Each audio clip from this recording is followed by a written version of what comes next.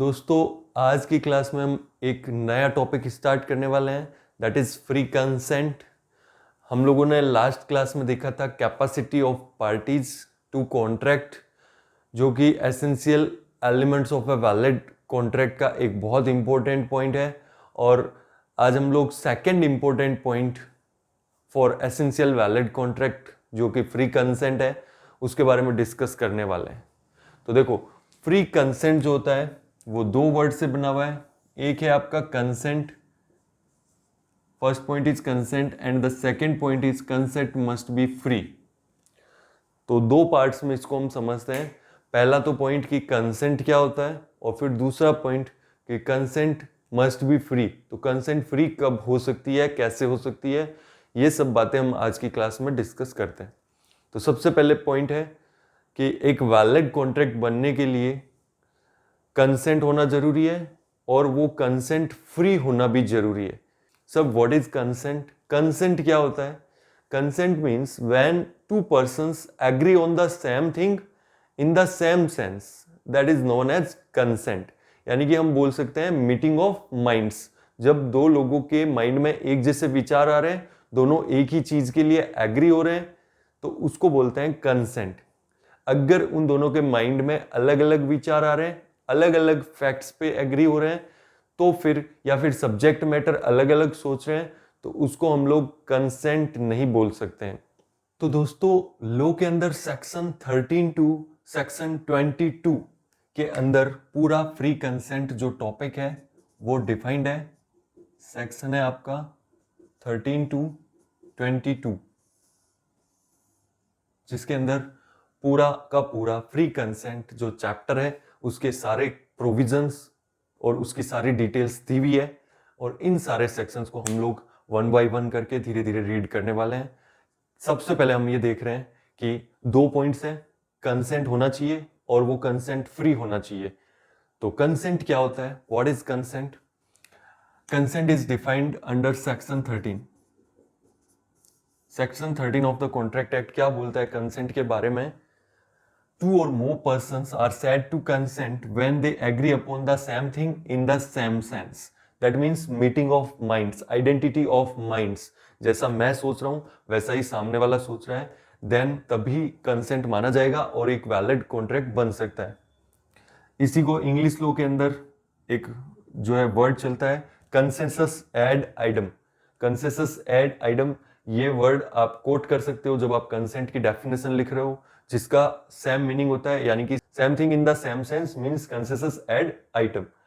और अगर sir consensus ad item नहीं है, किसी भी एग्रीमेंट के अंदर अगर पार्टीज का माइंड सेम नहीं सोच रहा है, कंसेंट नहीं है, तो कॉन्ट्रैक्ट सीधा का सीधा एग्रीमेंट सीधा का सीधा बन जाएगा वॉइड एब इनिशियो। क्लियर है? कोई इफेक्ट नहीं, कॉन्ट्रैक्ट एनफोर्सेबल नहीं हो पाएगा अगर पार्टीज के माइंड में कंसेंट नहीं थी। सर कंसेंट एक्चुअल में होती क्या है? चलो एक दो एग्जांपल से हम लोग समझते हैं।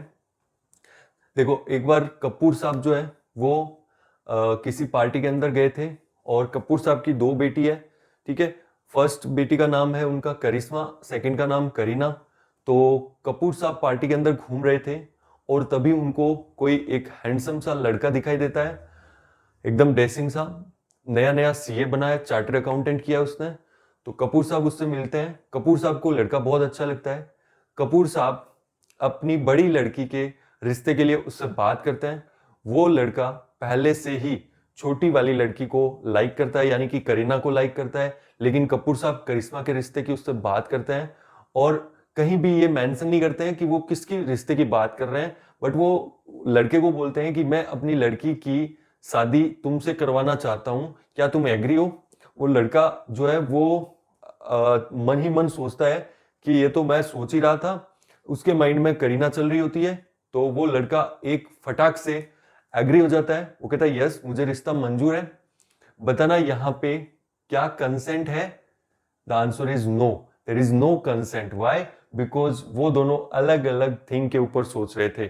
कपूर साहब सोच रहे थे करिश्मा की शादी करनी है, जबकि वो लड़का सोच रहा था कि करीना की शादी मेरे से हो रही है। तो यहाँ पे उनके बीच में कंसेंट नहीं बन पाएगी, कोई भी वैलिड कॉन्ट्रैक्ट नहीं बन सकता है। एग्रीमेंट इज वॉइड एब इनिशियो। जो उनके बीच में एग्रीमेंट हुआ वो void ab initio है in the absence of consent। इसी तरह एक दो और एग्जांपल हम लोग ले सकते हैं। जैसे मेरे पास दो कार थी, एक थी मेरे पास मारुति अल्टो जो काफी पुरानी हो चुकी थी, अभी मैंने उसको गैरेज के अंदर ही रख के छोड़ा हुआ है। फिर मेरी दूसरी कार है मारुति की डिजायर, ठीक है, स्विफ्ट डिजायर। तो अब मैं डिजायर यूज कर रहा होता हूं, तो मैंने एक अपने दोस्त को ऑफर किया कि क्या तुम मेरी कार परचेज करोगे फॉर ₹1,00,000। अब मैं वो जो अल्ट्रो कार है वो मैं सेल करना चाहता हूं, जबकि मेरे दोस्त को लगता है कि मेरे पास सिर्फ एक ही कार है, तो वो स्विफ्ट डिजायर के बारे में सोच रहा है। वो कह रहा है कि 1,00,000 के अंदर अच्छा है, कोई दिक्कत नहीं है, कार अच्छी कंडीशन में है, 1,00,000 में तो बहुत अच्छा सौदा ही है, तो वो फटाक से उसके लिए एग्री कर देता है। बट यहाँ पे कोई भी कॉन्ट्रैक्ट नहीं बन पाएगा। जो हमारे बीच एग्रीमेंट हुआ इट इज वॉइड एब इनिशियो। क्यों? क्योंकि जब मैं कॉन्ट्रैक्ट कर रहा था तो मैं अल्टो के बारे में सोच रहा था और मेरा दोस्त स्विफ्ट डिजायर के बारे में सोच रहा था, तो हमारे बीच में मीटिंग ऑफ माइंड्स था ही नहीं, दैट मीन्स कॉन्ट्रैक्ट बना ही नहीं। तो आपको क्लियर हुआ कि जब भी पार्टीज के माइंड के अंदर सेम चीज नहीं चल रही है, वो एक ही चीज पे अगर एग्री नहीं होते हैं, कंसेंसस एड आइटम नहीं है, तो कॉन्ट्रैक्ट बन ही नहीं पाएगा, एग्रीमेंट वॉइड एब इनिशियो हो जाएगा। But when there is consent it must be free consent. Consent है वो फ्री होनी चाहिए। सेक्शन 14 है, वो फ्री कंसेंट क्या होती है उसको डिफाइन करता है। Consent is said to be free when it is not caused by coercion, जिसको हम लोग पढ़ेंगे सेक्शन 15 के अंदर। फिर है अनड्यू इन्फ्लुएंस यानी सेक्शन 16। फिर फ्रॉड पढ़ेंगे सेक्शन 17। मिसरिप्रेजेंटेशन पढ़ेंगे सेक्शन 18। उसके बाद में मिस्टेक हम लोग पढ़ने वाले हैं सेक्शन 20, 21 एंड 22। ठीक है, तो ये सारे सेक्शन। सर सेक्शन 19 के अंदर क्या पढ़ेंगे? सेक्शन 19 के अंदर हम लोग पढ़ेंगे कि इन सब जो पॉइंट्स हैं इनका क्या इफेक्ट होगा, कॉन्ट्रैक्ट के ऊपर क्या इफेक्ट होगा, कॉन्ट्रैक्ट वैलिड होगा, वॉइड होगा या वॉइडेबल होगा, कौन प्रूव करेगा, यानी इन सब पॉइंट से रिलेटेड क्या कॉन्ट्रैक्ट पे इफेक्ट आएगा, उसको हम लोग सेक्शन 19 में पढ़ने वाले हैं। तो देखो सेक्शन 13 कंसेंट क्या होता है, फिर सेक्शन 14 फ्री कंसेंट क्या होता है, फिर ये सारे पॉइंट्स हम लोग देखेंगे। तो इस तरह से सेक्शन 13 to 20 पूरा का पूरा फ्री कंसेंट टॉपिक के ऊपर रहेगा। अब देखो फ्री कंसेंट का मतलब आपकी कंसेंट है उसका इन पांचों से कोई कनेक्शन नहीं है। आपने जो कंसेंट दी थी वो free from coercion, undue influence, fraud, misrepresentation, mistake, इन सब से फ्री है। पूरा आपने अपनी इच्छा से कंसेंट दी है तो वो कंसेंट है, वैलिड है और कॉन्ट्रैक्ट बन जाएगा। But effect of absence of free consent, अगर कंसेंट आपकी फ्री नहीं थी, इन पांचों में से किसी के थ्रू इंड्यूस हुई है, कोर्सियन यानी कि फिजिकल फोर्स, डरा धमका के, ये हमने ऑलरेडी देखा था। मजनू भाई और घुंगरू सेठ के बीच में एक प्रॉपर्टी का लेन देन का कॉन्ट्रैक्ट हुआ था, जहां पे मजनू भाई ने घुंगरू सेठ को रिवॉल्वर के दम पे साइन करवाया था, फोर्स का यूज किया था, डराया था, धमकाया था, तो उसको हम लोग कोर्सियन बोलते हैं। तो वहां पे जो कंसेंट तो थी, साइन तो किया था घुंगरू सेठ ने, लेकिन वो कंसेंट कोर्सियन से इफेक्टेड थी, फिजिकल फोर्स के अंदर डर के मारे उन्होंने साइन किया था। तो अगर कंसेंट इस तरह से ली गई है, इन पांचों में से कैसे भी ली गई है, तो वो कॉन्ट्रैक्ट आपका बन जाएगा क्या? वॉइडेबल। कॉन्ट्रैक्ट वैलिड नहीं होगा, वॉइड भी नहीं होगा, contract will become voidable at the option of agreed party. Sir voidable contract क्या है, ऐसा पूछा तो पंच पड़ेगा, एक पंच पड़ेगा, क्योंकि वॉइडेबल कॉन्ट्रैक्ट हम लोग टाइप्स ऑफ कॉन्ट्रैक्ट वाली क्लास में ऑलरेडी देख चुके हैं। हमने देखा था वैलिड कॉन्ट्रैक्ट मतलब जो एनफोर्स हो सकता है, वॉइड कॉन्ट्रैक्ट जो एनफोर्स नहीं हो सकता है, और फिर हमने थर्ड एक पॉइंट देखा था voidable contract, most important. Voidable contract वो कॉन्ट्रैक्ट होता है जो किसी एक पार्टी की इच्छा पे एनफोर्स हो सकता है, और वो पार्टी जो एग्रीड पार्टी है उस कॉन्ट्रैक्ट के अंदर, जिसके अगेंस्ट में इन सब का यूज हुआ है, वो पार्टी चाहे तो कॉन्ट्रैक्ट को वैलिड करवा सकती है, वो चाहे तो वॉइड करवा सकती है। इसीलिए जो भी इनके कारण कॉन्ट्रैक्ट बनेगा वो कॉन्ट्रैक्ट होगा वॉइडेबल। तो वॉइडेबल कॉन्ट्रैक्ट जो आपके बनते हैं उसमें कुछ एक गिनी चुनी सिचुएशन ही आती है, जिसके अंदर से एक सिचुएशन है आपकी इन सब का, अगर आपकी कंसेंट फ्री नहीं है तो जो कॉन्ट्रैक्ट बनेगा वो वॉइडेबल होगा। तो देखना पॉइंट, दोनों पॉइंट आपको क्लियर हुए। एक तो देखो कंसेंट ही नहीं है, मीटिंग ऑफ माइंड्स ही नहीं है, तो फिर एग्रीमेंट इज वॉइड एब इनिशियो, तो एग्रीमेंट वॉइड ही हो जाएगा, कोई कॉन्ट्रैक्ट बन ही नहीं पाएगा। लेकिन कंसेंट तो है, बट कंसेंट इनमें से किसी के इफेक्ट के कारण आई है, इनका यूज करके ली गई है, फ्री नहीं है कंसेंट, तो फिर कॉन्ट्रैक्ट आपका वॉइड नहीं होगा, कॉन्ट्रैक्ट होगा voidable at the option of aggrieved party. Clear हुआ पॉइंट्स? तो एक वैलिड कॉन्ट्रैक्ट बनने के लिए फ्री कंसेंट मतलब 2 पॉइंट्स हैं, कंसेंट होनी चाहिए, कंसेंसस एड आइटम होना चाहिए, और दूसरा consent must be free, then it is the valid element of the contract और एक वैलिड कॉन्ट्रैक्ट बन पाएगा। तो फ्री कंसेंट हमने देखा, उसके सेक्शंस देखे, इनके बारे में अभी मैंने आपको सिर्फ सेक्शंस लिखे हैं, ये हमने खाली रीड किए हैं, इनको हम लोग डिटेल के अंदर डिस्कस करने वाले हैं। आज की क्लास में हमारा टॉपिक रहेगा कोर्सिन, हम लोग कोर्सिन के बारे में आज डिस्कस करेंगे और बाकी के जो पॉइंट्स हैं उनको नेक्स्ट वीडियोस के अंदर हम लोग कवर करने वाले हैं। चलिए कोर्सिन क्या होता है ये हम समझते हैं। According to the section 15 of the Indian Contract Act, coercion is the committing or threatening to commit any act forbidden by the Indian Penal Code or the unlawful detaining or threatening to detain any property to the prejudice of any person whatever with the intention of causing any person to enter into an agreement। Section 15 की definition जो पढ़ करके कुछ points अपने को पता चलते हैं, उन पॉइंट्स को हम लोगों ने सम अप कर लिया है। देखो सेक्शन 15 जो है वो कोर्सिन को कैसे डिफाइन कर रहा है, कोर्सिन की डेफिनेशन को समझना अपने लिए बहुत ज़्यादा ज़रूरी है। कोर्सिन की डेफिनेशन के अंदर ओवरऑल 4 पॉइंट्स आए हैं। देखो सबसे पहला पॉइंट है कमिटिंग और threatening to commit any act forbidden by IPC। IPC इज इंडियन पैनल कोड, जो भारत की दंड संहिता बनी हुई है, उसके अंदर कुछ काम आपको जो है बैंड किए हुए हैं, फोरबिडन किए हुए हैं, वो काम अगर आप करते हो तो वो माना जाएगा कि आपने IPC के अगेंस्ट जाकर के काम किया है और आप पे लीगल प्रोसीडिंग्स हो सकती है, आपको जेल भी जाना पड़ सकता है। वो काम क्या हो सकते हैं? मर्डर किया है, किडनैप, ग्रीवेंस हर्ट और रेप एक्सेट्रा। ठीक है, तो अगर ये सारे काम आप करते हो तो सबसे पहला क्वेश्चन माइंड के अंदर आता है कि सर फिर तो कॉन्ट्रैक्ट जो है वो इलीगल बन जाएगा। इलीगल के अंदर भी हमने यही पढ़ा था कि इलीगल कॉन्ट्रैक्ट वो होता है जब पार्टीज कुछ ऐसा काम करे जो IPC के अगेंस्ट हो। ठीक है, लेकिन यहाँ पे कॉन्ट्रैक्ट इलीगल नहीं होगा बल्कि वॉइडेबल होगा। क्यों? क्योंकि यहाँ पे कॉन्ट्रैक्ट है वो इलीगल में नहीं आता है। कॉन्ट्रैक्ट क्या है? प्रॉपर्टी, जैसे वो मजनू भाई वाला केस याद करो, तो वहां पे कॉन्ट्रैक्ट क्या था? कॉन्ट्रैक्ट जो था वो प्रॉपर्टी सेल का था, तो प्रॉपर्टी की डील करना एक वैलिड कॉन्ट्रैक्ट है, कोई दिक्कत नहीं है। बट जो कॉन्ट्रैक्ट करने के लिए मीन्स यूज हुए हैं, जो कॉन्ट्रैक्ट करने का तरीका था वो गलत था। वहां पे मजनू भाई ने क्या यूज किया? वहां पे उन्होंने उसको धमकाया, डराया, रिवॉल्वर का यूज किया, तो वो कॉन्ट्रैक्ट करवाने का तरीका गलत था। अगर तरीका सही होता तो कॉन्ट्रैक्ट वैलिड हो जाता। अगर तरीका सही नहीं है तो कॉन्ट्रैक्ट क्या होगा? वॉइडेबल होगा, इलीगल नहीं होगा। अगर मेरा कॉन्ट्रैक्ट ही है मर्डर करने का, ठीक है, मैंने कॉन्ट्रैक्ट किया मर्डर करने का, तो ये मेरा कॉन्ट्रैक्ट इलीगल बनेगा। लेकिन मैं मर्डर करने की धमकी देकर के प्रॉपर्टी पे साइन करवा रहा हूं, तो मेन कॉन्ट्रैक्ट मेरा है प्रॉपर्टी का साइन करवाना, लेकिन उसके लिए मैं उसको धमकी दे रहा हूं, उसके लिए मैं यूज कर रहा हूं मर्डर कर दूंगा या मैं उसको बच्चे को किडनैप कर दूंगा। तो ये सब जब वर्ड्स यूज करते हैं हम लोग, ये सब काम करते हैं, तो जो अपना मेन कॉन्ट्रैक्ट था वो बन जाता है वॉइडेबल। क्लियर है? तो इलीगल और वॉइडेबल के अंदर डिफरेंस है। तो committing any act forbidden bye IPC और थ्रेटनिंग टू कमिट, देखो इसको अपने ऐसे समझते हैं, जैसे मैंने अपने एक स्टूडेंट को बोला, मैंने कहा जो बाहर कार खड़ी है वो कार 10,000 रुपए में मुझे सेल कर दे। अब वो कार 5 लाख की 10,000 में सेल क्यों कर दे? उसने कहा सर मैं नहीं करूंगा। मैंने उसको कहा देख कर दे, नहीं तो अच्छा नहीं होगा। उसने कहा सर नहीं करूंगा, डिनाई करता रहा। मैंने जो है उसको पकड़ा और मैंने उसको धड़ाधड़ लगाना स्टार्ट किया। मैंने कहा सेल करेगा? मैंने उसको बहुत बुरी तरह से पीटा। वो कह रहा है नहीं करूंगा सेल। मैंने कहा रुक, तेरे को अभी रुक, अब मैं और बताता हूँ। तो इतना डर गया कि उसने कहा ठीक है सर, ठीक है, ओके, मैं सेल करता हूँ। तो ये मैंने क्या किया?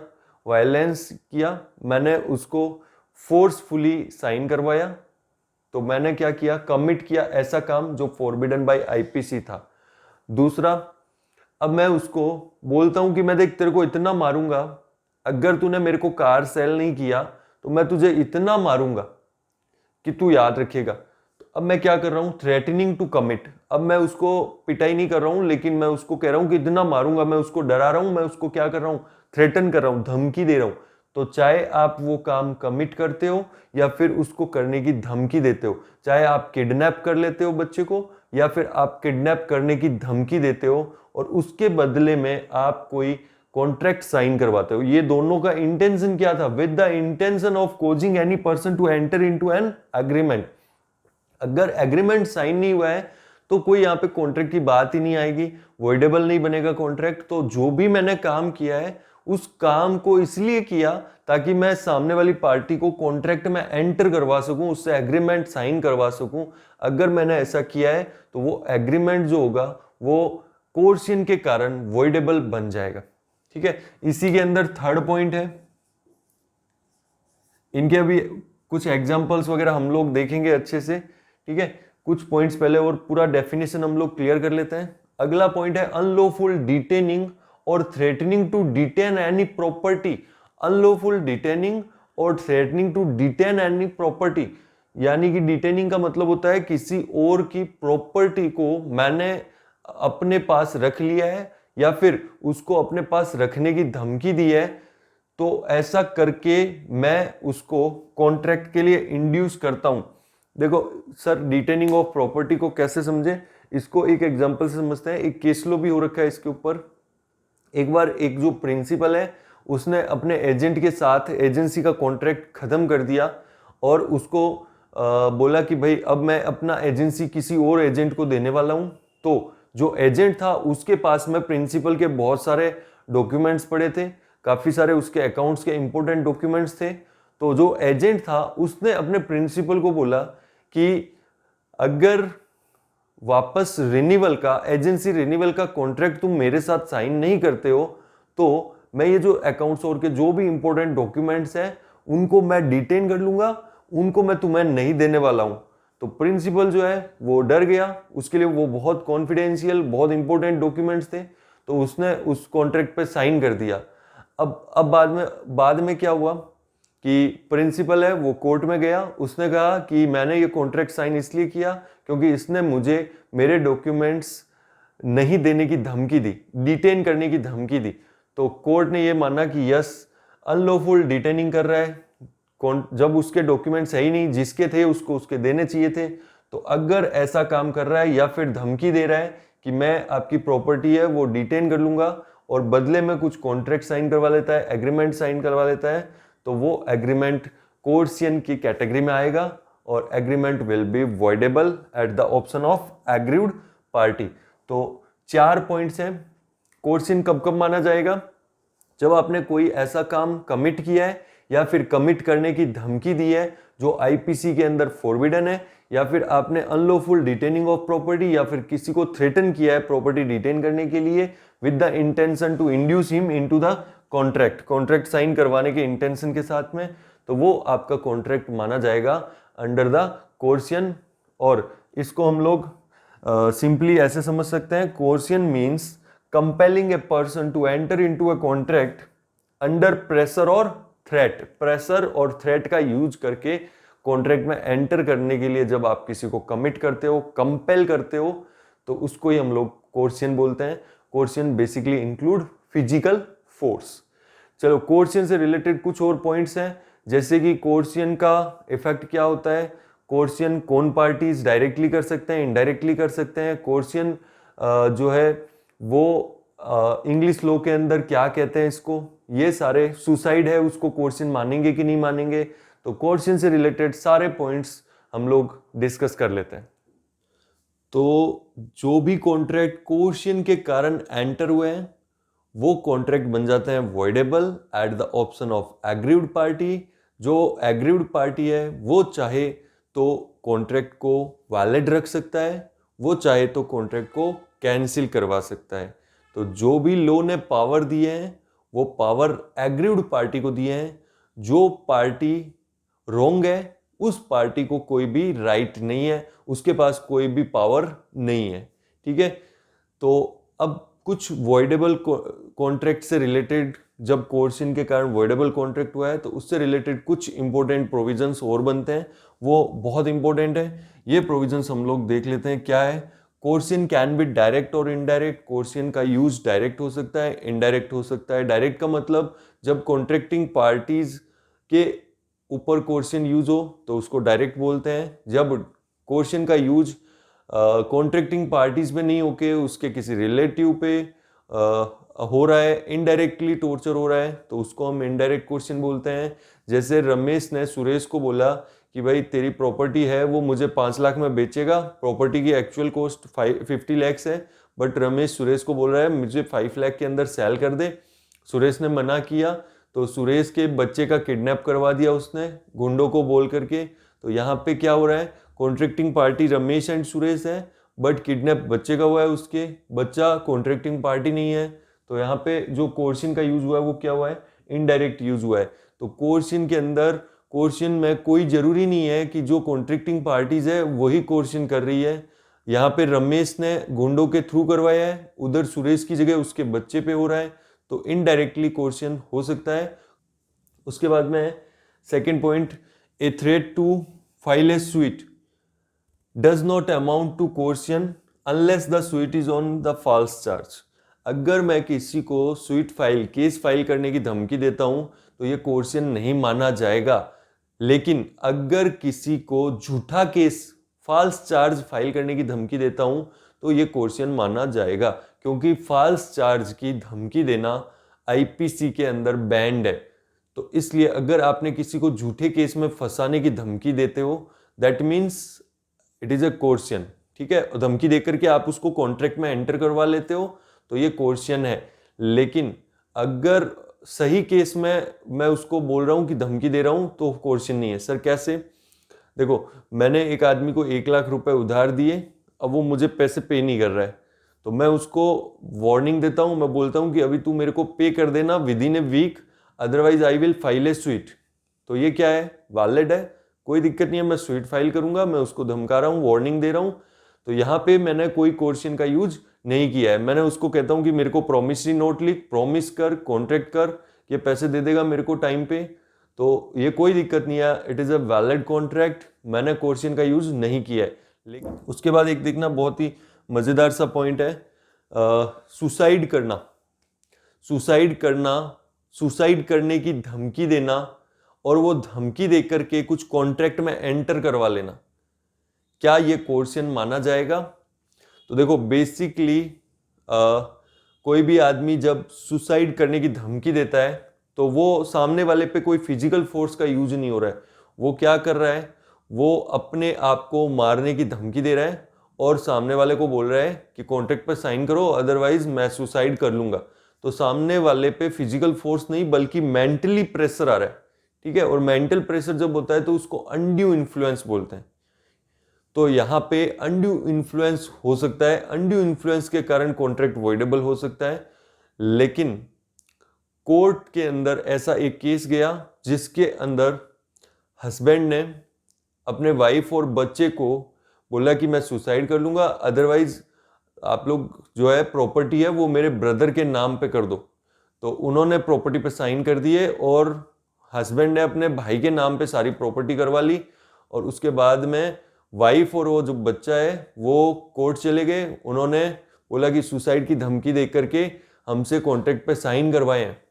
तो वहां पे जो कोर्ट का डिसीजन आया, ये जो केस लो हो रखा है अमी राजू वर्सेस सेस्मा, इसमें कोर्ट का मद्रास हाई कोर्ट का डिसीजन था। उन्होंने ये कहा कि सुसाइड करने की धमकी देना यानी attempt to suicide is banned under the IPC के अंदर बैंड है। और आईपीसी के अंदर जो भी बैंड काम है अगर वो काम आप करते हो दैट मीन्स आप कोर्शन का यूज कर रहे हो। तो उन्होंने वहां पे उसको अनड्यू इन्फ्लुएंस नहीं माना बल्कि कोर्शन माना। तो अब से हम लोग ध्यान रखेंगे कि जब भी सुसाइड की धमकी दे तो वो केस लॉ आपका कहां पे आएगा, वो आ जाएगा अपना कोर्शन के अंदर, और contract will be voidable at the option of the aggrieved party. उसके बाद देखो एक और इंपॉर्टेंट पॉइंट है कि वॉइडेबल कॉन्ट्रैक्ट का सीधा सीधा फंडा है। वॉइडेबल कॉन्ट्रैक्ट में देखो पार्टी के पास में 2 राइट है। पहला कि वो कॉन्ट्रैक्ट को कैंसिल करवा दे, दूसरा वो कॉन्ट्रैक्ट को वैलिड रखे। ठीक है, तो अगर पार्टी फर्स्ट ऑप्शन चूज करती है कॉन्ट्रैक्ट को कैंसिल करवाने का, तो कोर्ट कहता है कि ठीक है कॉन्ट्रैक्ट कैंसिल हो जाएगा, बट जो बेनिफिट आपने रिसीव कर रखा है वो आपको वापस से रिस्टिट्यूट करना पड़ेगा। जैसे मेरी 50 लाख की बिल्डिंग है, उसको मैंने 5 लाख में बेच दिया था प्रेशर के कारण, फिजिकल फोर्स में। अब मैं उस कॉन्ट्रैक्ट को कैंसिल करवा देता हूं, तो क्या वो 5 लाख रुपए जो मेरे पास में है वो मैं अपने पास रख सकता हूं? The answer is no. अगर मैं कॉन्ट्रैक्ट वैलिड करता हूं तो ठीक है, वो पैसे मेरे पास रहेंगे, बट अगर कैंसिल करवा दिया तो वो 5 लाख रुपीज मुझे वापस उस पर्सन को देने पड़ेंगे जिसने मुझे प्रॉपर्टी के बदले में दिए थे। तो restoration of benefit received, the party rescinding a voidable contract shall restore the benefit received by him under the contract। ठीक है, उसके बाद में पॉइंट है बर्डन और ओनर्स टू प्रूफ, कि प्रूफ किसको करना पड़ेगा, किसके ऊपर ये लाइबिलिटी है वो प्रूव करने की। तो ये ओनर्स टू प्रूव हमेशा रहेगा ऑन द एग्रीव्ड पार्टी, जो पीड़ित पक्षकार है, जो बोल रहा है कि मेरे पे कोर्शन का यूज हुआ, मैं कह रहा हूं कि मुझे धमकाया गया, मुझ पे बंदूक लगा दी गई, तो मुझे प्रूव करना पड़ेगा कि ऐसा हुआ कि नहीं हुआ। ठीक है, उसके बाद में देखो ये एक वर्ड लिखा है duress versus coercion. Duress is the similar word use in English law. Coercion की जगह पे वहां पे ड्यूरेस वर्ड यूज होता है। तो देखो ड्यूरेस और कोर्सियन के बीच में जो सबसे मेजर डिफरेंस है वो ये है कि कोर्सियन के अंदर प्रॉपर्टी डिटेन करना या डिटेन करने की धमकी देना इंक्लूड है, जबकि ड्यूरेस के अंदर प्रॉपर्टी डिटेन करना इंक्लूड नहीं है। और duress can be applied only by a party to the contract और हिज एजेंट।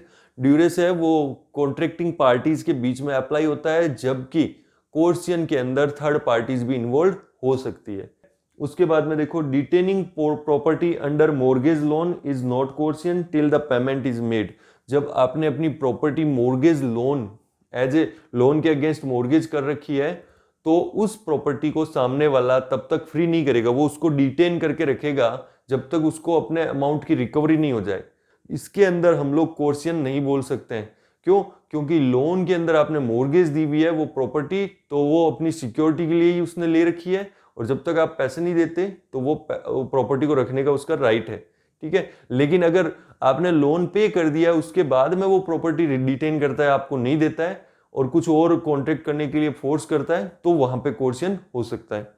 ठीक है, तो पॉइंट इंपोर्टेंट यहाँ पे क्या है? पॉइंट इंपोर्टेंट ये है कि जो भी फिजिकल फोर्स का यूज हो रहा है उसका पर्पज कॉन्ट्रैक्ट में एंटर करवाना है।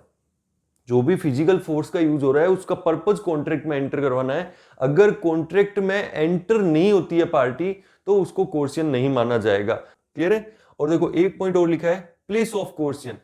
तो प्लेस ऑफ कोर्सियन के अंदर आप लोग लिख सकते हो कि it is not important. Place of coercion important नहीं है। कोर्सियन कहां पे हुआ उससे कोई फर्क नहीं पड़ता है, चाहे ऐसी जगह पे कोर्सियन हुआ है जहां आईपीसी एप्लीकेबल नहीं है। आईपीसी जी Indian penal code, it is applicable in India only. अगर फॉरेन के अंदर कोर्सियन हुआ है तो आप इंडिया में आकर के उसको कोर्सियन के कारण वॉइडेबल कर सकते हो कॉन्ट्रैक्ट को, कोई दिक्कत नहीं है। जैसे दो फ्रेंड थे, घूमने के लिए सिंगापुर गए, वहां पे उसने एक फ्रेंड ने दूसरे को चाकू दिखा करके कॉन्ट्रैक्ट करवा लिया। जब वो इंडिया में आए, क्या वो कॉन्ट्रैक्ट कैंसिल करवा सकता है जिस पे फोर्स का यूज हुआ है? The answer is yes. Place of coercion important नहीं है, कोर्सियन का यूज कहां पे किया है, वहां पे इंडियन पैनल कोड अप्लाई होता है कि नहीं होता है, इससे कोई फर्क नहीं पड़ेगा। आपका कॉन्ट्रैक्ट है वो अभी भी कैंसिल हो सकता है। तो देखो फटाफट से सम अप कर लेते हैं हम लोग। देखो पहले तो फ्री कंसेंट एक इंपॉर्टेंट एलिमेंट है कॉन्ट्रैक्ट का। फ्री कंसेंट में 2 पॉइंट है। एक तो कंसेंट होना चाहिए, पहले तो कंसेंट ही नहीं होगा तो कॉन्ट्रैक्ट बनेगा वॉइड ab initio। और दूसरा कंसेंट है it must be free. Free मतलब ये 5 चीजें नहीं होनी चाहिए, इनके कारण अगर हुआ है तो कॉन्ट्रैक्ट वॉइडेबल बन जाएगा। तो अगर कंसेंट नहीं तो वॉइड, लेकिन कंसेंट है बट फ्री नहीं है तो वॉइडेबल। फिर हमने कोर्सियन डिस्कस किया था। कोर्सियन मतलब 4 पॉइंट्स हैं, 4 पॉइंट कोर्सियन के अंदर। आईपीसी में जो काम आपको नहीं करना है वो आप करते हो, या फिर उनको करने की धमकी देते हो, या फिर unlawful detaining of the property और threatening to detain the property. ये चारों काम में से आपने कुछ भी किया है और इसके कारण से आपने कॉन्ट्रैक्ट में एंटर करवाया किसी पार्टी को, तो माना जाएगा कि आपने क्वेश्चन का यूज किया है, कॉन्ट्रैक्ट है वो वॉइडेबल हो जाएगा एग्रीव्ड पार्टी की इच्छा पे। और एग्रीव्ड पार्टी के पास में क्या क्या ऑप्शंस है, वो चाहे तो कॉन्ट्रैक्ट को कैंसिल कर सकती है, वो चाहे तो कॉन्ट्रैक्ट को वैलिड रख सकती है। अगर वो कॉन्ट्रैक्ट को कैंसिल करती है तो जो बेनिफिट उसको रिसीव हो रखा है वो उसको वापस से रिम्बर्स करना पड़ेगा, रिस्टिट्यूट करना पड़ेगा। ये सारे पॉइंट्स थे जो अपने क्वेश्चन से रिलेटेड हम लोगों ने डिस्कस किए। नेक्स्ट क्लास में हम लोग डिस्कस करते हैं अनड्यू इन्फ्लुएंस, बहुत इंटरेस्टिंग टॉपिक है। चलिए मिलते हैं नेक्स्ट क्लास में, बाय बाय।